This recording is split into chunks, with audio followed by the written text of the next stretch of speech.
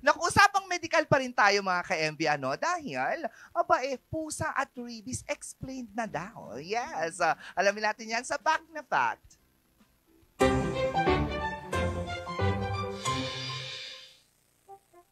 Pinanganak ba talagang may rabies ang pusa? May rabies ba talaga ang pusa pagkapanganak? Hindi.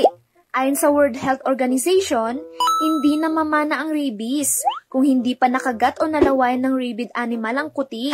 Ano nga ba ang rabies? Isa itong viral infection na nakukuha sa kagat, kalmot o laway ng infected na hayop. Once pumasok sa katawan at di naagapan, 100% fatal, pero 100% preventable din kapag naagapan agad. Paano nagkakaroon ng rabies ang pusa? Hindi ito automatic. Kailangan mo nang ma-expose sa rabid animal, kaya kahit stray, kung walang exposure, malamang healthy pa rin siya. Mga misconceptions tungkol sa mga pusa. Kapag stray cat, may rabies agad. Ayon sa DOH, hindi lahat ng stray ay rabid. Minsan gutom lang, minsan pagod, minsan ikaw ang unang lumalapit. Ano ang dapat gawin kapag kinagat ka or kinalmot ka ng pusa? Kahit malitang sugat, una, hugasan agad. Pangalawa, pumunta sa health center. Pangatlo, magpabakuna. Libre naman yan sa ibang barangay. Prevention is protection. Hindi sila pinanganak na may rabies, pero ikaw may choice. Mag-ingat, huwag manghusga.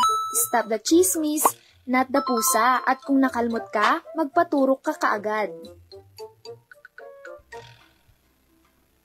Yun naman pala, oo, mga dapat na malaman para sa kaligtasan ng tao at alaga. Pero alam mo ba, yung rabies na sabi nila, kasi usually kapag nakalmot na or nakagat na pumupunta ka agad sila sa hospital, which is good naman talaga. Pero according naman dun sa mga nabasa ko, if the animal is not infected with rabies, hindi ka magkakaroon ng rabies kapag kinagat ka. Ganon. Hindi siya matatransmit. Pero kailangan pa rin siyang hugasan. Yes, oo. And then kung hindi natin sure kung infected ba yung mga alaga nating pusa ng rabies, mas maganda ng gumawa na tayo ng preventive measures para hindi lumala yung mga hindi lumala yung sakit sa atin. At sabi nga nila, prevention is better than cure. Napaka-cliche na siya. Paulit-ulit na natin naririnig. Pero mas mabuti pa rin talaga na inuulit-ulit din natin ang mga bagay-bagay, lalo na pagdating sa kalusugan. Siyempre, hindi naman basta-basta nag-alaga ka ng pusa.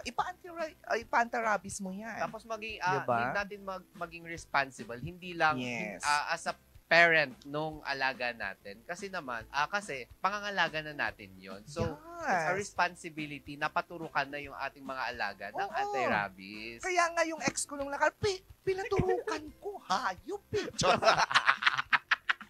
Lang. Oo. Hindi, bawal yun. Sugudin ka dito. Actually, wala naman. Matagal na. Imahinasyon ba yun? Yes. Siyempre, kailangan na nating i-manifest din. Alam mo, kaya ang minamanifest ko, puro ex. Kaya siguro hindi ako nagkakajowa. Sige na nga i-manifest natin na magkakajowa ako. Papaturukan ko yung future boy. At least safe na din.